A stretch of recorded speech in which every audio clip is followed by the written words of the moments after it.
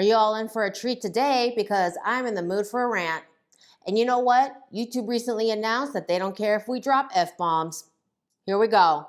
Listen, if you are someone who gets easily offended, I don't actually know what you're doing here. Anyway, literally yesterday, I was live streaming for the folks at my new channel, Operation Reentry, and I had a different, video plan for today, but they're all like, please do a rant on wholesale. And I'm like, I will do a rant on wholesale because I'm in my feelings about it right now. And I am fairly certain I'm not going to be doing wholesale for my new brand. And so I'm just going to let it rip. Here are all the things I hate about wholesale. Number one, chargebacks. What are chargebacks? What even are chargebacks? Okay. Ugh. Anyway, you show a collection. The buyer buys something and they give you instructions on how they want things packaged. All right. So far, so good. Okay. This is where we come into my first annoyance. Okay. I mean, they're all varying levels of annoying, so I can't rank them. That would take too long. But you have like the small boutiques and they all have instructions like, we like this, we like our hang tags on this side, this is how we hang things, please put them on hangers, please fold them up, like whatever, right? All these things are negotiable.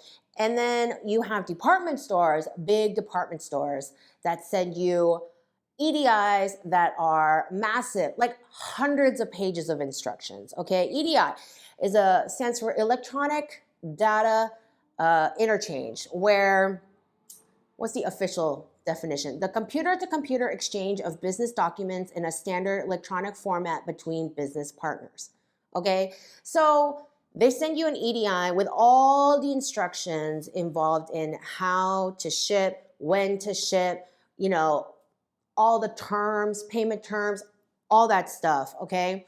And it's like any industry that works with a big corporation, like just even me as a YouTuber, when I work with a big company, like the contracts that they send over, it's like, it's insane. It's like, you want us to read all that? Thanks, okay. It's been gonna be a really good, fun Sunday afternoon for me, all right? And if you get a single thing wrong in your order, chargeback. Chargebacks can be hundreds of dollars per chargeback, okay? If you send over 10 garments and they told you that they want their hang tags punched in the right side seam 2 inches from the armhole, and you place them in your left side seam on every single garment, that's not one chargeback, that's 10 chargebacks because that's 10 garments. So every time they have to fix something or send something back to replace it, that's a chargeback. And so if your garment is cheaper than the amount of the charge, let's say the chargeback is $300, which I have seen before, and the garment you send to them is $200, you end up owing them $1,000 to take your order. Okay, so you have to read these instructions like your entire business depended on it, because they do. It literally does. And so the fact that they send you these hundreds of pages of information, and I just always think that these guys, they forget where they came from. They forget the little store that they initially set up with and are just out to make sure small businesses never make it, okay? I am of the opinion that big corporations are always afraid of the small business in insidious ways. That's a whole nother video, but they are always trying to suppress the success of small businesses. And so here we are. They do shit like this. The next thing I hate about doing wholesale is net 90 terms. Okay? Here's the thing, is when it comes to wholesale, you are not gonna see money for a really long time, like a really, really long time, okay? And I'm gonna show you a calendar, okay? At any given point in time, a brand has 3 collections that they are working on, okay? The bigger the brand, the more new collections that they're producing, the more balls up in the air they have. But at minimum, every brand is working on 3 different collections, okay? Design, production, and sales. Today is August 2025. The shows that are coming up in mid-September are for spring, summer 2026, okay? And they're gonna happen in mid-September to early October. Coterie and designers and agents, they do contemporary and a little bit more expensive, like $500 for a jacket. And Coterie is mid-September in New York this year. Designers and agents is mid-September in New York and early October in LA. And then New York Fashion Week starts in mid-September, and then the Paris shows will end in October, okay? And so because of those dates, okay, you're meeting with buyers and collecting orders through October. So let's say you move into production end of October, all right? Up in here, they've been producing fall, winter 2025, and they're selling fall, winter 2025 right now, okay? Like all up in here. When buyers order, they do not pay.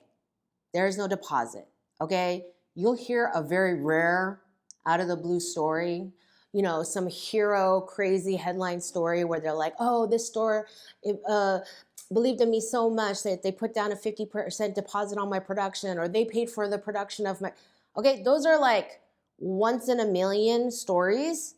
That is not the norm, okay? I'm here to teach you kind of the average of what happens in the industry, not build fake hopes based on 1 in a million stories. That does a disservice to you, okay? So orders are wrapped up end of October. There is still no money, okay? You have to do production on your own. I go over some of this stuff in my book, like kind of a timeline for when things ship, when things show, when you start production, things like that. You're in here producing until now. A lot of the time, you want fresh product in your stores all the time. So typically, you're gonna divvy up your collection into at least 2 deliveries. So maybe you have a January 1 delivery, and maybe you have a February 1 delivery, or January 30 and February 28th, okay? However you wanna do it, maybe do a Feb 1, March 1, this is your early spring, this is your late spring, okay? Or you could do 2 months apart, whatever suits your fancy, whatever you've negotiated with your stores. I do recommend 2 deliveries. Why? So that you can split up your production. Cash flow. Remember, cash flow is king. Okay? You need money every month, and you need incoming money every month, and you need to split up the money that goes out more evenly across different months so that you're not in the hole like all in one month. That's why you can be producing different amounts up here and then selling at different points in here. You see that? Like early deliveries get produced early, and then sales takes over, and then late production, late sales. You see how that works? It's kind of like that. So let's say this is when you're delivering, February 1, March 1, okay? Listen, one of the things I hate about wholesale, among a lot of things, is how the terms have changed, okay? When in the Jurassic era, when I first started working as a designer, we could get net 30 terms. Net 30 means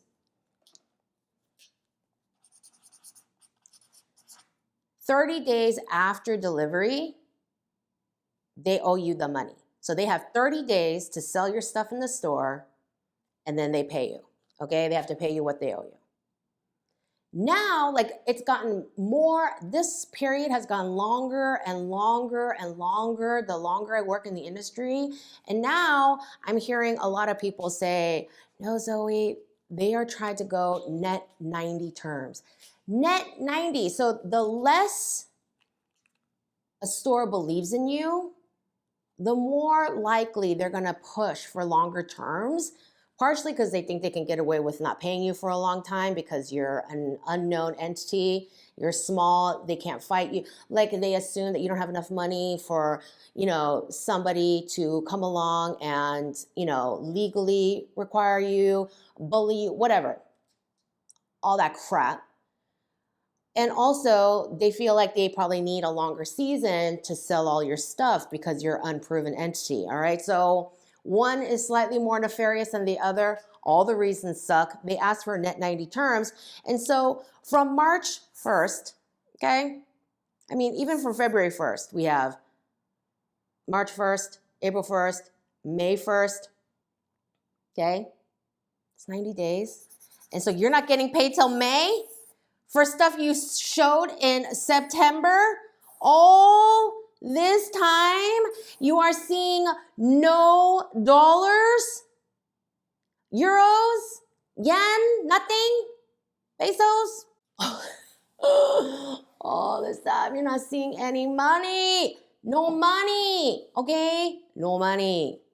And maybe, okay, so if you recall, every time I've talked about direct-to-consumer and wholesale and comparing them to each other and why brands like to have their own retail outlets, because at least when you're February 1st and you've dropped your early spring delivery, you also have it in your online store and you're making the small amounts of money as individual customers pay for their goods, right?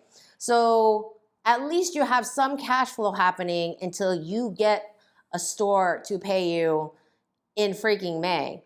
So that's a little bit better. This is also why you want to break things up, just like so many reasons to break up your collection into deliveries. That's why you want to divvy up how much production money moves out as you get sales money coming in steadily, cash flow, right? Little bit by little bit. Like you want to be spending a little and earning more, like a little bit every month, okay? Especially if you don't start with a $2 million loan from your husband to start your company, okay? Not naming names or anything, okay? And as you know, allegedly, the story is that when a certain department store went out of business a few years ago, they still had open accounts with big brands you've all heard of, okay? They still were owing money. I mean, that's part of why they went out of business, because they were not good at controlling their operating expenses. And so they still had to pay all these big famous designers for all these orders, okay? So even if everything goes perfectly, you're still not getting money until May. And you had to show in September. And so not only are you out the sampling money, but all the money you spent showing, okay? And whether that's you did a big fancy show at New York Fashion Week, you got a trade show booth at Coterie or Designers and Agents, or you chipped in with your showroom to be one of the lines that they showed in their booth at a trade show, or you hired a salesperson to run around with your samples and visit by, okay? All that money that you spent up here, you're not getting back until May. So when I tell you that so much of this industry is how well you are good at running the business, okay? Because let's say you're the most creative genius that anyone has ever seen and you sell a lot, okay? Beautiful, wonderful, I want that for you. Make all the money, but you're not gonna see that money until May. So if you don't have anything to float you until May, then you're done. You're donezo. What are you gonna do? What are you gonna do? And so let's say you're at the very beginning and you don't have none of this, okay? This is your very first season, you don't got none of this, which means you didn't spend any money on to produce anything, but you're also not getting any sales money coming in. So you have to start with enough capital to produce these collections to send to the store so that they could eventually pay you something, right? Is the system ridiculous? Yes, it is. Like, this discrepancy is crazy.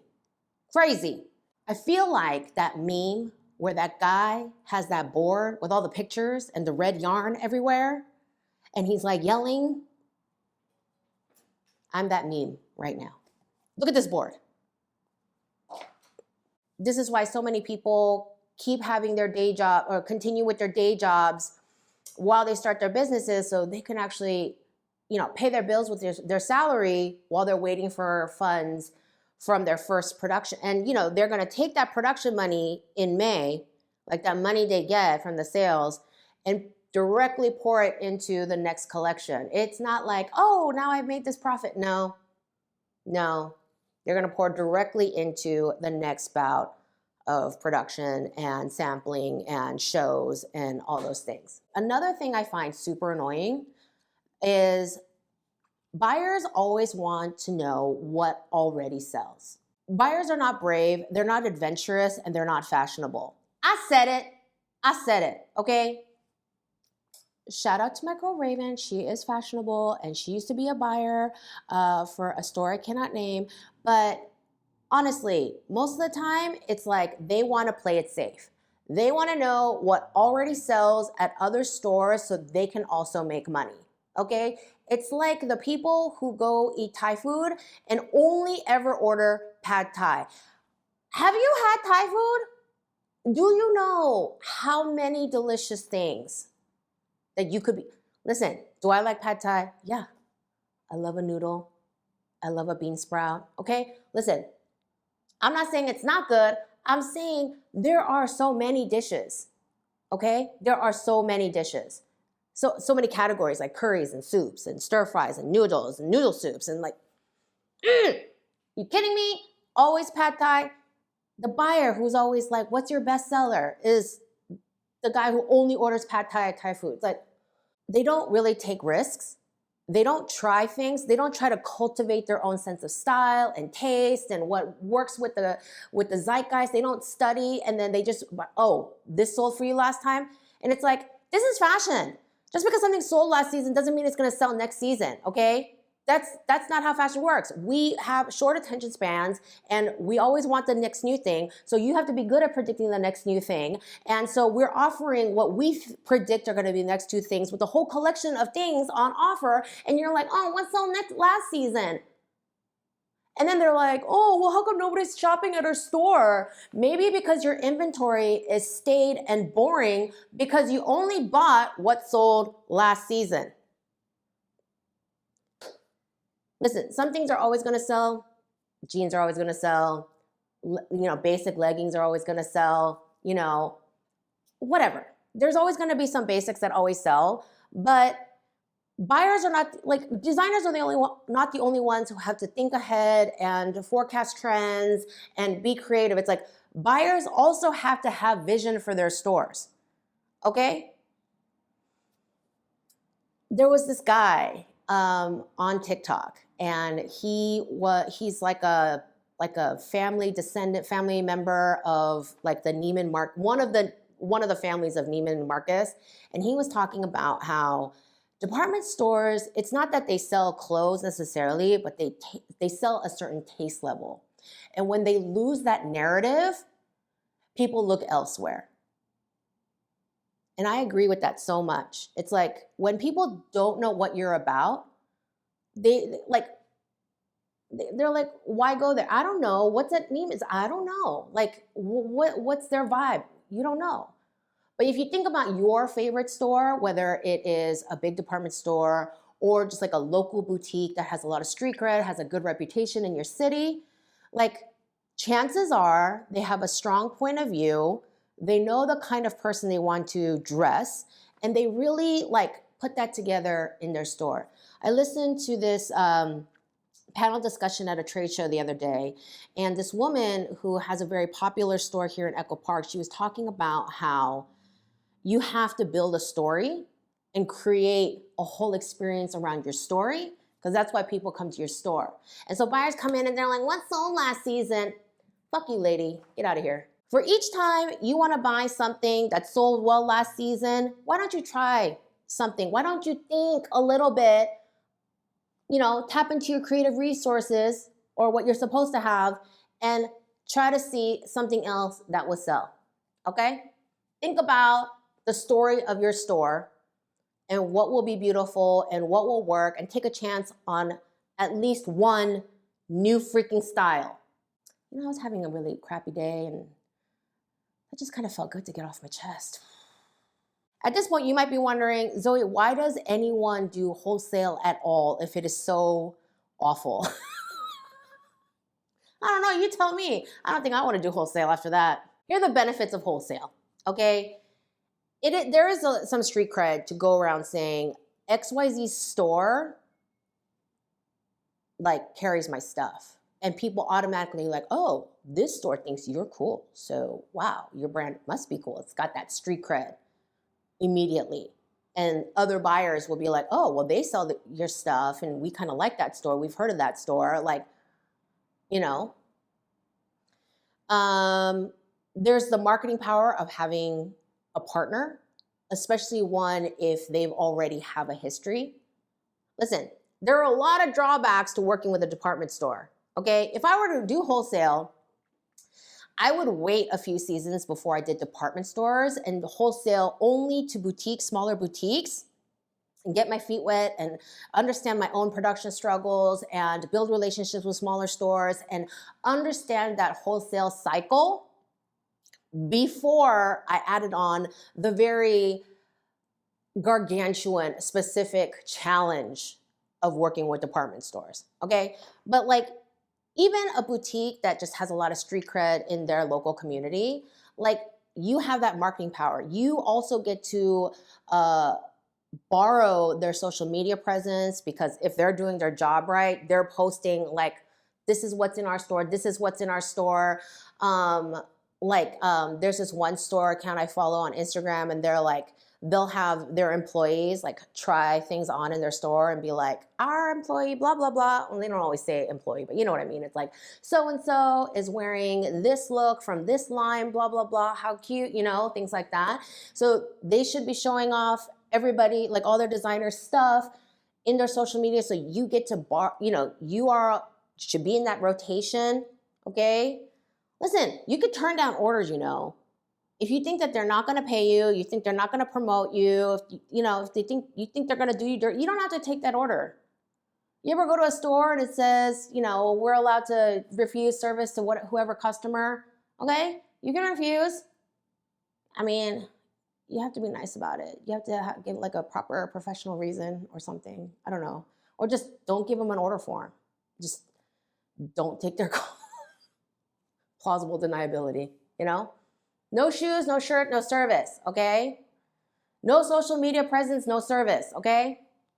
Have a sign. It is having a partner in the advertising, marketing, PR kind of realm. Also, you can partner up to do events, if they are, especially if somebody is local to you or they're in an area you can get to easily. You could do pop-up events together, do all these like meet the designer events, stuff like that to sell more stuff. It's fun to have these, again, the resources and the online presence of having a partner, you're doubling or even tripling kind of the reach that you have, and yeah, it is a lot of reputation. Like a lot of these high fashion brands don't take you seriously unless certain stores have already bought your stuff. There are more and more brands that are finding new ways to do business to avoid the wholesale because wholesale is terrible. I don't know if you've been paying attention, but wholesale is terrible. Like I interviewed Nick Wooster on the channel a long time ago, and he's not even on the design end of this whole cycle. He used to be a buyer for a long time. And he's like, this system is not great. It's old-fashioned. It is old-fashioned. It just doesn't work. The system is broken. And you need to find a way, if you want fresh talent, if you want to nurture fresh talent, okay? Listen, it's always about money. Remember I said the other day, I made a post on Threads. I cycle between phases of it's all about creativity and then it's all about money. I am absolutely in my money phase right now. It's all about money. You want to support small business, support small creative business, it's about money. It's about buying their stuff. It's about putting money where your mouth is. It's about figuring out a way that you can do fair business with someone. These net 90 terms, are you kidding me? Okay, find the money. These stores are always more established than these newbie brands, and yet they're still trying to be the ones that nickel and dime them and not pay them. Okay, after this video, no wholesale account is working with me, so. Anyway, this is how direct-to-consumer is so popular these days because people are tired of the system. People are tired of buyers gatekeeping the entrance to their stores. And for what? To deny them payment anyway? And then a bunch of designers are like, you know what? I know if I introduce my product directly to customers, they would like it. And I'm gonna prove it right, prove myself right. And that's what they did. They started opening up their online stores, okay? And here we go. I'm kind of impressed at how clean I kept my wording, considering how cranky I am today. Follow along with my brand development journey over at Operation Reentry. Share, subscribe, like this video, drop your video request below, ask me all your questions. You know, at the end of the day, you have to make the decision that's right for you. And if after you do your own analysis and it turns out that wholesale is for you, do it with my blessing. Okay? Only you know what's right for your brand and your goals and all these things. You do the pros and cons assessment for what works for you. You know, I have more about that kind of, you know, costing and wholesale and direct consumer and private label and all these things in my book. One last note, this is why whenever someone comes up to me and is like, I kind of want to be a fashion designer, I'm like, then don't do it. You gotta want it a lot. If you just kind of want to do it, and listen, I get it. Sometimes people don't want to share their enthusiasm right away because they're afraid of looking stupid. I understand, okay? But deep in your soul, if you only kind of want to do it, don't do it.